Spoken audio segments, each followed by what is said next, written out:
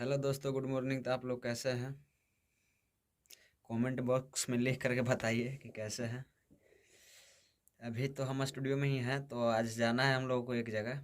आपको वहाँ पे जा करके पूरा दिखाएंगे वहाँ का पूरा सीन क्या है ना है। स्कूल का उद्घाटन में जाना है, तो उसमें जाएंगे। उसमें आ रहे हैं मंत्री हैं जो पप्पू यादव जी, वो भी आ रहे हैं और विपिन सर भी आ रहे हैं। तो देखिए वहाँ स्टेज पे जाएंगे, उसके बाद दिखाएंगे आप लोगों को कौन कौन आए हैं।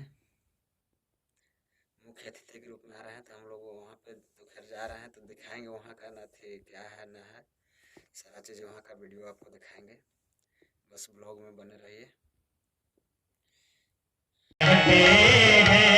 उसे इंसान कहते हैं, किसी के काम जो आए उसे इंसान कहते हैं, उसे इंसान कहते हैं। आगमन हो चुका है और सबके चहेते विद्यार्थी से लेकर अभिभावक तक, किसान तक, सभी के चहेते नेता हमारे बीच पधार चुके हैं। पप्पू यादव, उनका कर जोड़कर करपी की धरती पर हार्दिक अभिनंदन, हार्दिक स्वागत है। आप के लिए शुरुआत करने के लिए हम सभी लोगों के आग्रह पर आपके बीच में हम चाहेंगे सभी लोग खड़े होकर इस शख्स का स्वागत करेंगे। इंसान के रूप में, भगवान के रूप में हमारे और आपके बीच इंसानियत का जिंदा दिल मूर्त, इंसानियत का जिंदा दिल पहचान पप्पू यादव के रूप में आपके बीच आ चुके हैं। एक बार जोरदार ताली से पप्पू यादव जी का आप सभी लोग स्वागत करेंगे। मैं कहना चाहूंगा कि सूरज की उप चांद की चेहरा है पप्पू यादव, जुगनू है, तितलिया है, कलेजा है पप्पू यादव। सूरज की उप चांद का चेहरा है पप्पू यादव, जुगनू है, तितलिया है, कलेजा है पप्पू यादव। फुर्सत मिले तो आप लोग मिलकर देखिए, गरीब गुरबों, छात्र नौजवानों के जान है पप्पू यादव, जान है पप्पू यादव। मैं कहना चाहता हूँ कि मैंने कितने छल, कितने पाप छुपाए हैं, अपने अंदर में कितने संताप छुपाए हैं, जिनमें रात भी मेरे आंसू मुस्कान। बैठ जाइए, पहला बैठा आप लोग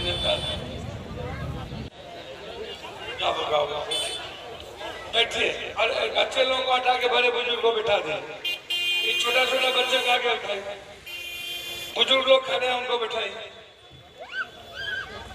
अरे बच्चों को हटा के खड़ा रह जाएगा, बुजुर्ग को बिठाइए ना। पीछे खड़े हैं बच्चों को बुजुर्ग बिठाइए।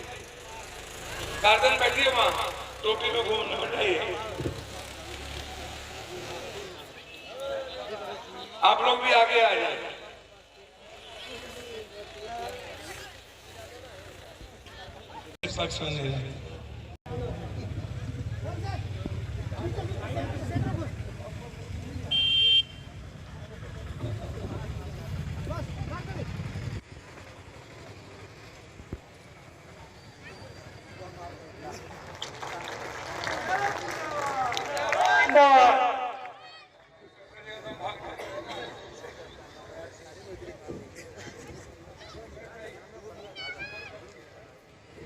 स्वागत गान के लिए जो बच्चियां हैं,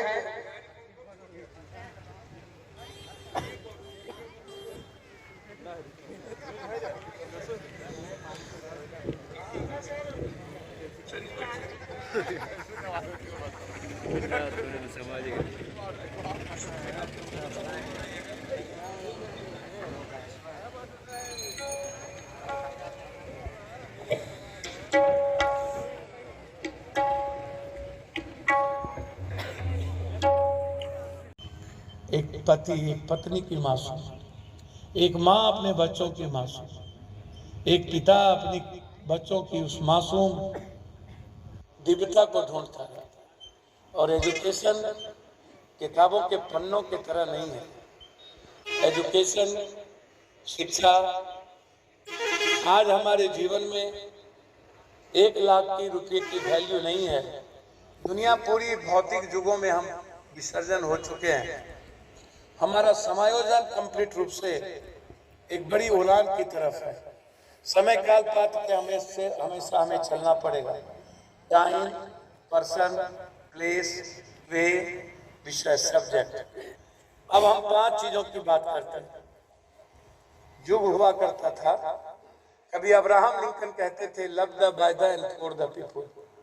हमें लव बाय फॉर, हमें प्यार करना हो।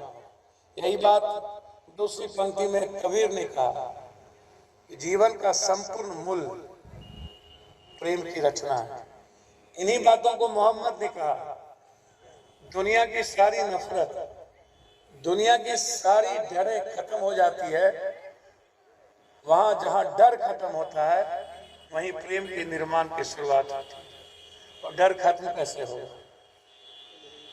हमारा डर 13 साल में खत्म हुआ था।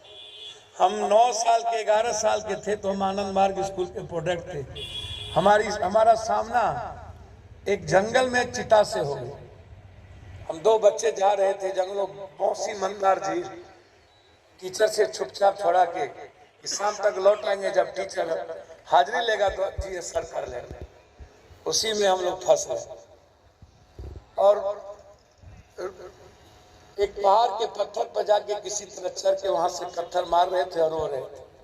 सामना हुआ, रात में 9 बजे तक नहीं आए तो टीचर लोग लुक्का आग लेके बच्चों के साथ ढूंढने चला तो पता चला राजेश नहीं है। तो एक डर वहां समाप्त हुई। दूसरा डर, एक बार मधेसियों के द्वारा मधेसियों पर हमला था, माओवादी का। चंद्रशेखर जी का आह्वान था तो हम चले गए नेपाल मधेसियों से लड़ने। तो हमारा डर का सामना माओवादियों से हो। और जब सामने में मधेसी और भारत की आम लोगों की जीवन की रक्षा थी, जी ना सकें, जिससे हम मुस्कुरा ना सकें। जब तक आप नहीं मुस्कुराइएगा तब तक पड़ोसी, आपका परिवार, आपका भाई नहीं मुस्कुरा पाएगा। एक बिंदु। दूसरा अंतिम बिंदु, विज्ञान और का आना मेरे जीवन में। अर्थ की आवश्यकता है, लेकिन ऐसी अर्थ नहीं, अर्थम अनर्थम या यदि वाचना। अर्थ हमेशा अनर्थ को जन्म देती। इस भारत में 4 लोगों के पास पैसे हैं, या तो नेता, या तो पदाधिकारी, या तो जजेज, या तो माफिया, या तो पूंजीपति। हमारी ही कंट्री है जहां मनी का डिसेंट्रलाइजेशन नहीं है, मनी को रोक दिया गया, मनी का विकेंद्रीकरण नहीं है।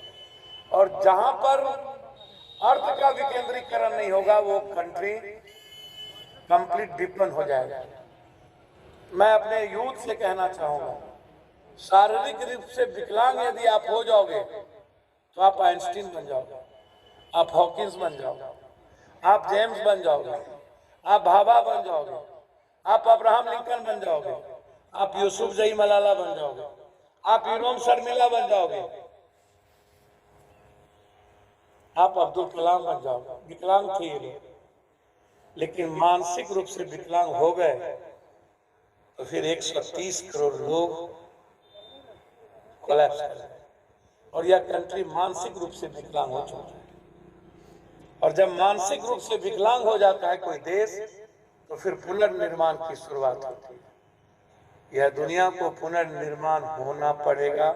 पत्रकार जी, धरती पर किसी की बाप की औकात नहीं, पूरी दुनिया एक तरफ हो जाए तब भी साइबर वार, ये जो कोरोना है, ये कोरोना है या वार है?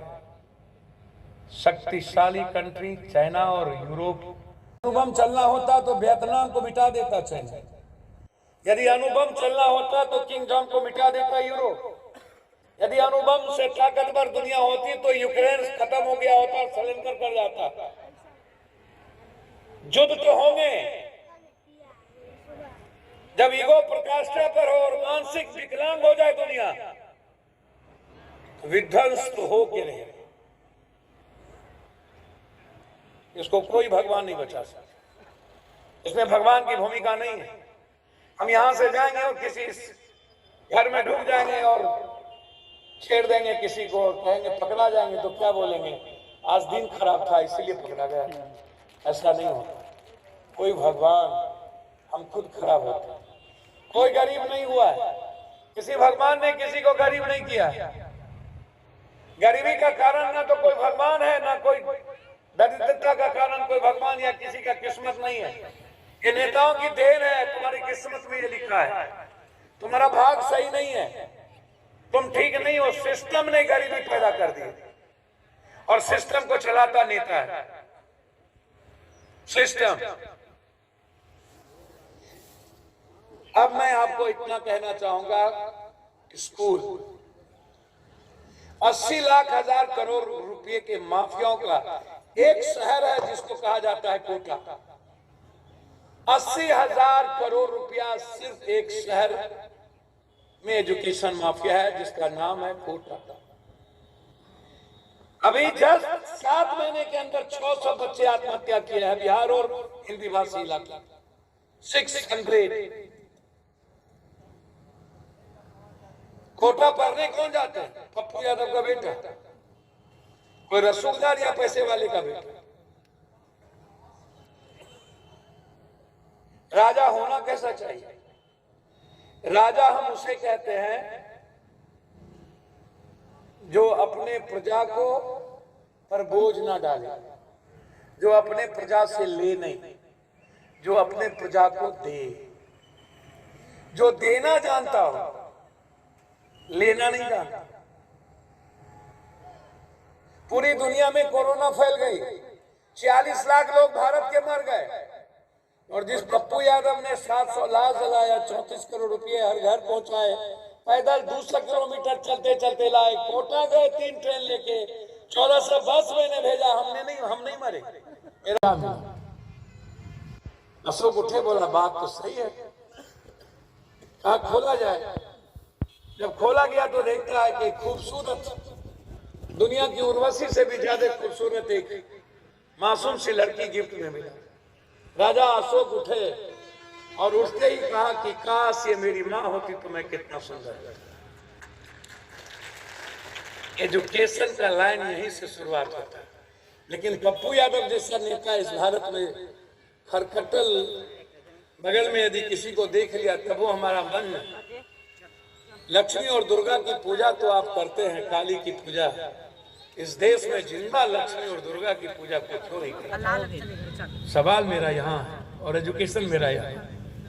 हम डेली 40 बलात्कार की घटना में जाते हैं जहाँ या तो दलित की बेटी होती है तो गरीब की बेटी। किसी अमीर की बेटियों का बलात्कार मैंने लगभग नहीं देखा। दिल्ली में हाहाकार मचा हुआ है 3 दिनों से, घटना पर घटना। हम जिंदा दुर्गा की पूजा नहीं करते, जिंदा लक्ष्मी की पूजा नहीं करते, जिंदा काली की पूजा नहीं करते, लेकिन मुर्दा काली